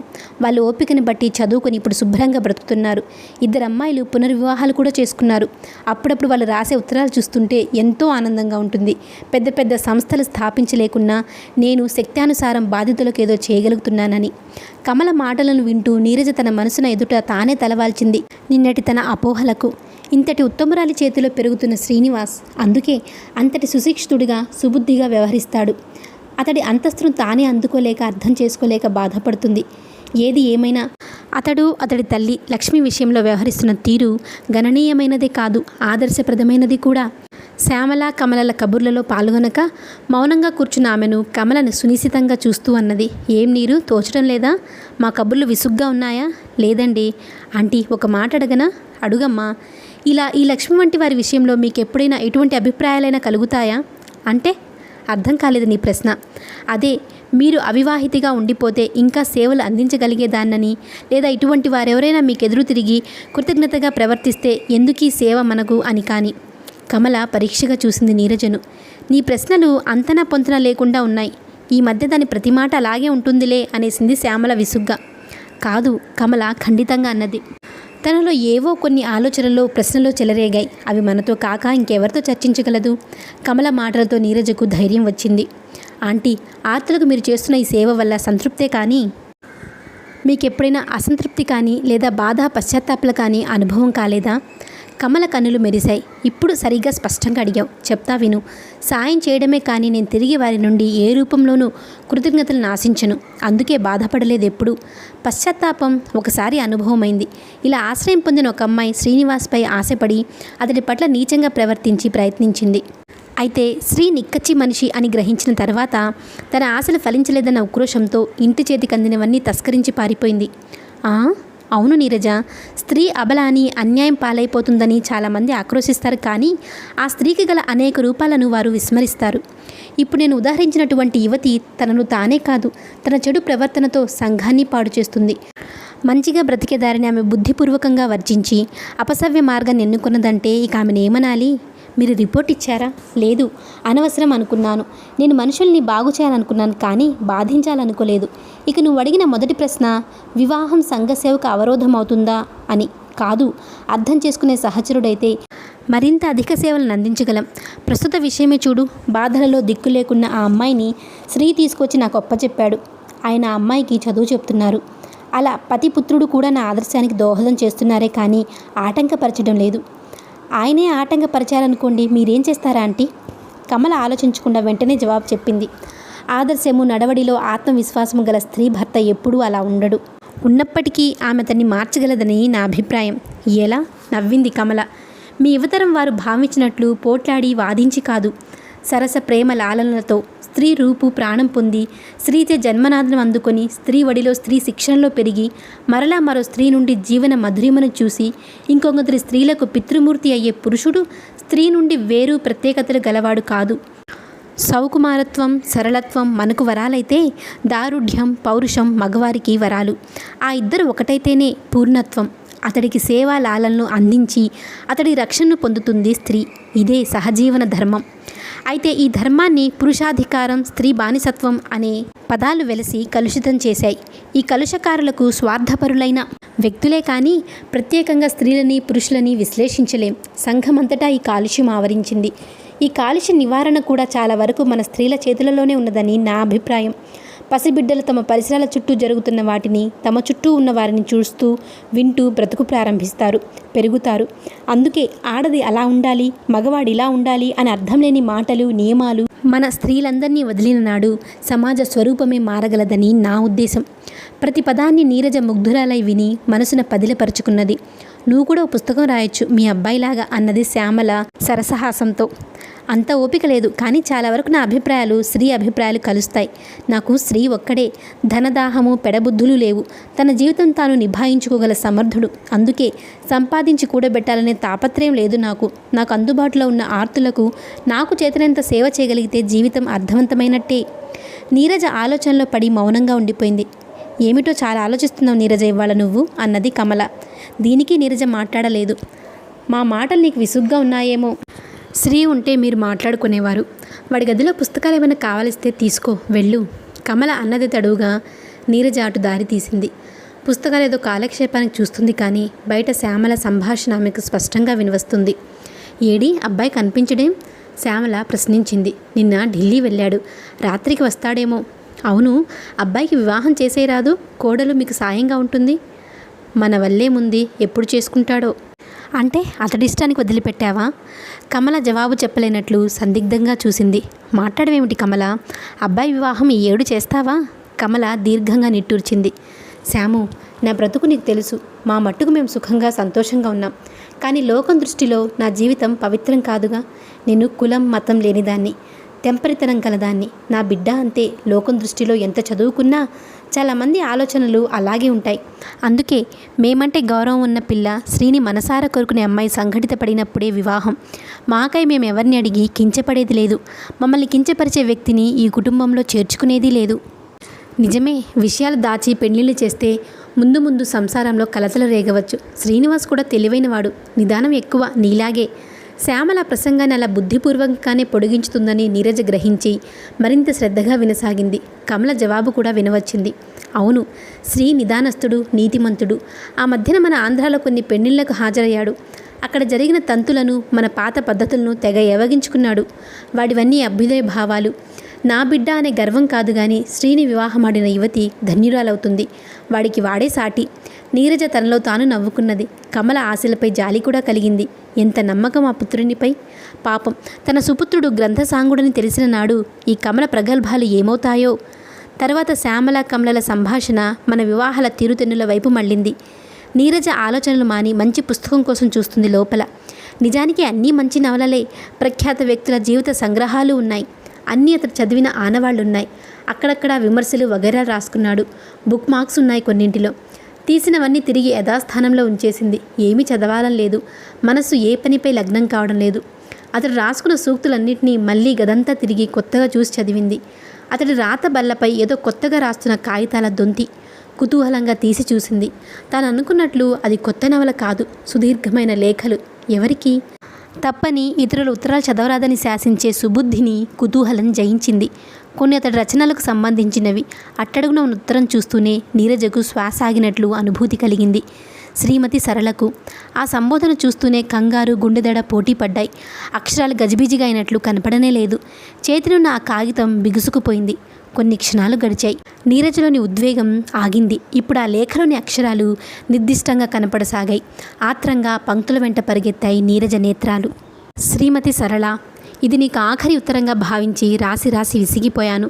చివరిసారిగా నీకు అతి స్పష్టంగా యథార్థాన్ని రాస్తున్నాను. రోజులు మారాయి, పాతకాలం కాదు అని నీవనుకునేది కేవలం భ్రమ. మారినది కొంతమంది ఆడవారి మనసులు మాత్రమే. సాధారణ స్త్రీ వలనే కొన్ని లక్షలు అర్పించుకొని పురుషుని ఆధిక్యతను అంగీకరించి తల వంచి తాళి కట్టించుకున్న నీవు ఇంత హఠం చేయడం ఆశ్చర్యంగా ఉన్నది. ఇప్పటికి పురుషుడు నచ్చని భార్యను తేలికగా వదిలివేసి మరొకతను ఎన్నుకుంటున్నాడని, ఎన్ని వివాహాలైనా పురుషుడినైనా అంగీకరించి భార్య కావడానికి ఏమాత్రం వెనుకాడని స్త్రీలు చాలామంది ఉన్నారని నీకు తెలియదనుకోను. నీ భర్త కూడా ఈ భారతదేశంలోని పురుషుడేనని, విడాకుల ఏర్పాటు ఆలోచనలో ఉన్నాడని తెలుసుకొని కర్తవ్యం నీవే నిర్ణయించుకో. ప్రకృతి సహజత్వం మీరలేవు. పురుషుని శారీరక బలాన్ని కాదనలేవు. పోట్లాటలతోనూ వాదోపవాదాలతోనూ నినాదాలతోనూ సమానత్వాన్ని సాధించలేరు. సాహచర్యపు అనురాగంలోనే మీ స్త్రీలకు సమాన ప్రతిపత్తి లభిస్తుందని పంతం పట్టుదల మాని జీవితాన్ని సార్థంగా చేసుకోమని మీ అమ్మగారు కూడా రాయమన్నారు. నీకు అంగీకారమైతే అభిమానపడకు. నాకు రాస్తే స్వయంగా వచ్చి తీసుకొస్తాను నిన్ను. హితైషి శ్రీనివాస్. ఇంతకాలంగా మనసును వేధిస్తున్న సమస్యకు సమాధానం లభించింది. శ్రీనివాస్ వయముక విషకుంభం అనడానికి ఇంతకంటే నిరసనం ఏమి కావాలి? ఇంకా నయం, ఇతడి మాయాజాలంలో చిక్కుకోలేదు.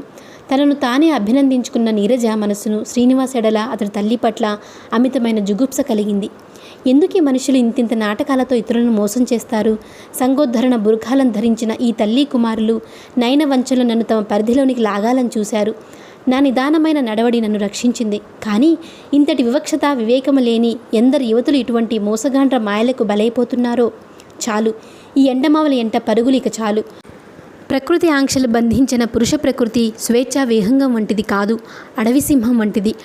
ఆ సింహంలో ప్రేమానురాగం వంటివి అభిలషించడం అవివేకం.